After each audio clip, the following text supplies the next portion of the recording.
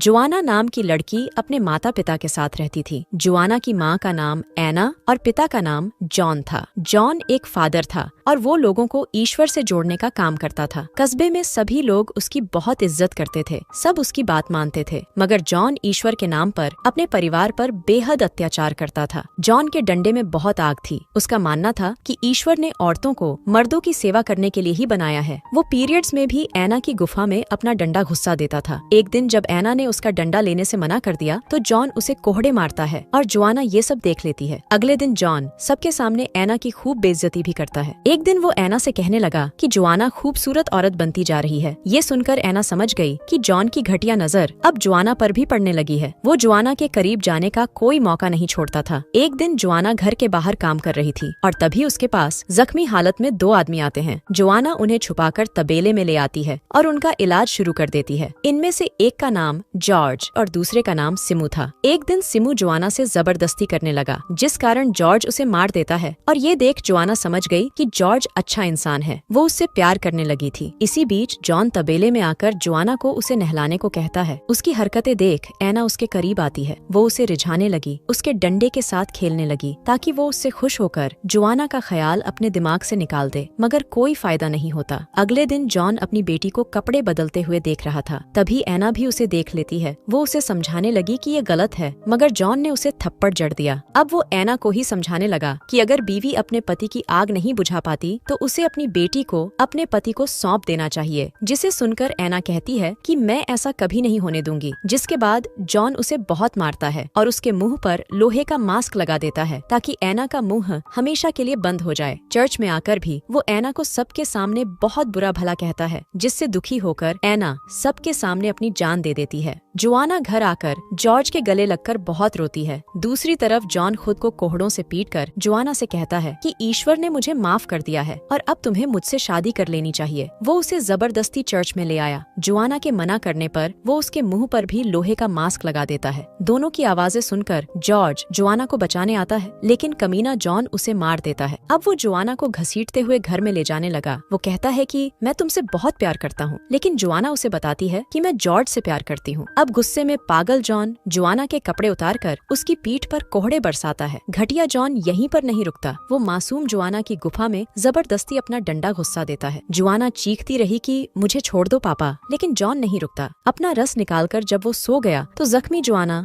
मौका देखकर वहाँ से भाग जाती है। भागते भागते वो बेहोश हो गई और जल्दी ही एक परिवार उसे बचा लेता है। मगर ये परिवार भी जॉन जैसा ही निकला। कुछ पैसों के लिए वो जोआना को एक कोठे पर बेच देते हैं। जोआना जवान और खूबसूरत थी, जिस कारण कोठे का मालिक जेड उसे पाकर काफी खुश था और वो उसकी जिम्मेदारी शैली नाम की लड़की को दे देता है। शाम को जब एक आदमी ने अपनी गर्मी निकालने के लिए जोआना को चुना तो शैली आगे आकर उसे रिझाने लगी ताकि वो मासूम जोआना को जाने दे। आदमी मान जाता है, लेकिन उसकी एक शर्त थी कि जब वो शैली की गुलाबी में अपना बड़ा सा डंडा घुमाए तो जोआना उन्हें देखे। पर वो आदमी शैली के साथ जानवरों जैसा सलूक करने लगा, जिसे देख जोआना ने उस पर गण तान ली जो खाली निकलती है। अब आदमी गुस्से में आकर जोआना के मुंह में अपना डंडा डाल देता है, जिस पर शैली उसे मार देती है। अगले दिन शैली को सबके सामने मौत के घाट उतार दिया गया, क्योंकि यहाँ ग्राहक तो लड़की के साथ कुछ भी कर सकता था, मगर लड़की उसे कुछ नहीं कर सकती थी। जोआना शैली की मौत से बहुत दुखी थी और तभी जेड उसके पास आकर उसे ग्राहक के पास जाने के लिए तैयार करने लगा। कुछ सालों बाद अब जोआना काफी बड़ी हो चुकी थी और वो आदमियों का डंडा लेने में भी बहुत माहिर हो चुकी थी। उसकी लिज नाम की एक पक्की सहेली भी थी। दोनों हमेशा साथ ही रहती थी। एक दिन गुस्से में लिज ने एक ग्राहक की जुबान काट दी, जिसके बाद जेड ने लिज की भी जुबान काट डाली। अब वो इशारों में बात करना सीखने लगी, जिसमें जोआना उसकी मदद करती है। एक दिन लिज शादी के लिए अर्जी डालती है और उसे एक रिश्ता भी मिल जाता है। वो जोआना को बताती है कि उन्हें मेरे गूंगी होने पर भी कोई एतराज नहीं है। वो यहाँ से भागने वाली थी और वो जोआना को भी साथ आने को कहती है। मगर उसी रात एक आदमी ने पूरा कोठा बुक कर लिया। ये आदमी कोई और नहीं बल्कि जोआना का बाप था। अब एक एक कर सभी लड़कियां उसके सामने आती हैं और जोआना अपनी आंखों पर पट्टी बांध कर आती है। मगर जॉन ने उसे पहचान लिया था। वो उसके साथ सोने के लिए उसे बुक कर लेता है। वो कहता है, तुम्हारे बदन पर सिर्फ मेरा हक है। मेरा डंडा कब से तुम्हारी गुफा का इंतजार कर रहा है। जोआना उसे रोकती है, लेकिन वो नहीं रुकता। इसी बीच लिज वहाँ आकर उस पर चाकू से हमला कर देती है, जिसके बाद गुस्से में आकर जॉन लिज को मार देता है और मौका देखकर जोआना जॉन का गला काट देती है। अब थोड़ा सोचकर वो लिज को अपने कपड़े पहनाकर उसका चेहरा जला देती है ताकि सबको यही लगे कि जोआना मर गई और लिज यहाँ से भाग गई। अब वो एक डॉक्टर के पास जाकर अपनी जुबान काट लेती है और फिर उस आदमी के पास जाने लगी जिससे लिज शादी करने वाली थी। उसने अपना नाम भी लिज रख लिया था। कुछ सालों बाद लिज एक छोटे से कस्बे में अपने परिवार के साथ रह रही है। उसके पति का नाम एल्विन, बेटी का नाम समांथा और सौतेले बेटे का नाम मैथ्यू है। रविवार के दिन जब पूरा परिवार चर्च में आया तो वहाँ एक नया फादर आया हुआ था। जब फादर की आवाज लिज के कानों में पड़ी तो उसके होश उड़ गए। ऐसा लग रहा था जैसे वो उसे पहचानती हो, जैसे उसका कोई भयानक अतीत उसके सामने आ गया हो। लिज फादर की नजरों से बचने की कोशिश कर रही थी लेकिन ज्यादा देर तक छुप नहीं पाती। अचानक एक गर्भवती औरत को दर्द होना शुरू हो गया। औरत को दर्द में देखकर लिज उसकी मदद करने लगी। क्योंकि लिज दाई का काम करती थी, इस औरत की हालत काफी खराब थी जिस कारण लिज सिर्फ माँ को ही बचा पाई। इस औरत के पति का नाम नेथन था जो पुलिस में काम करता था। अगले दिन जब लिज नेथन के घर उसकी बीवी का हालचाल पूछने पहुंची तो नेथन उससे कहता है कि नए फादर ने डॉक्टर को बुलाया है, अब हमें तुम्हारी कोई जरूरत नहीं। लिज को घर जाते समय कस्बे के लोग भी बदले बदले से लग रहे थे। रात को नेथन शराब के नशे में लिज के घर पर गोलियां चलाता है। वो लिज को बहुत बुरा भला कहता है जिसे सुनकर लिज समझ गई कि इसे फादर ने भड़काया है। तभी फादर वहाँ आकर नेथन को समझाता है और उसे उसके घर भेज देता है। ये देख एल्विन फादर का शुक्रिया करने के लिए उसे अपने घर में ले आया। ये फादर कोई और नहीं लिज यानी जोआना का बाप था जो उसे ढूंढता ढूंढता यहाँ तक आ पहुँचा था। वो जानता था कि लिज छुपकर उनकी बातें सुन रही है और जाने से पहले वो लिज के पास आकर कहता है, मैं यहाँ तुम्हें सजा देने आया हूँ। तुम्हारी बेटी में मुझे अभी से औरत की झलक दिखाई देने लगी है।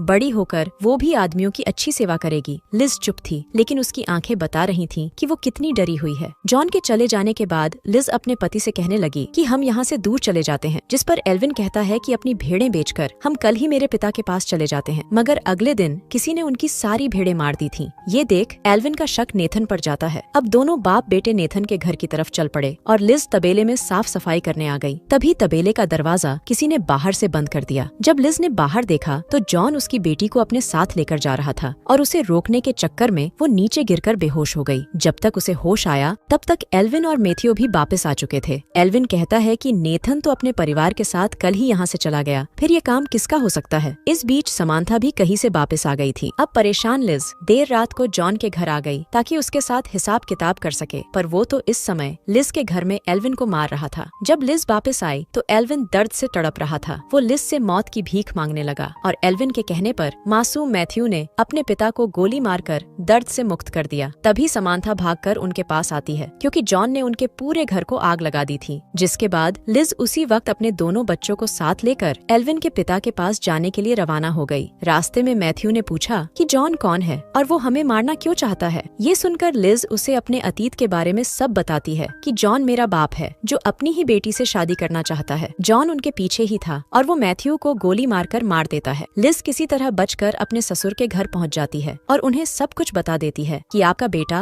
और पोता मारे गए, जिसे सुनकर वो बहुत दुखी होते हैं। मगर तभी जॉन वहाँ आकर एल्विन के पिता को भी मार देता है। इसके बाद वो लिज को बांधकर उससे कहता है कि अब मैं तुम्हारे सामने ही तुम्हारी बेटी को पीटूंगा और उसकी गुफा में अपना डंडा भी डालूंगा। लेकिन जैसे ही उसने समांथा को पीटना शुरू किया तो लिज किसी तरह अपने हाथ खोलकर समांथा को बचा लेती है। जिसके बाद उसने जॉन पर लैंप फेंककर उसे जलाकर मार दिया। अब जॉन का किस्सा हमेशा हमेशा के लिए खत्म हो चुका था और लिज और समांथा एल्विन के परिवार के साथ रहने लग जाती है। इसी के साथ इस कहानी का यही अंत हो जाता है।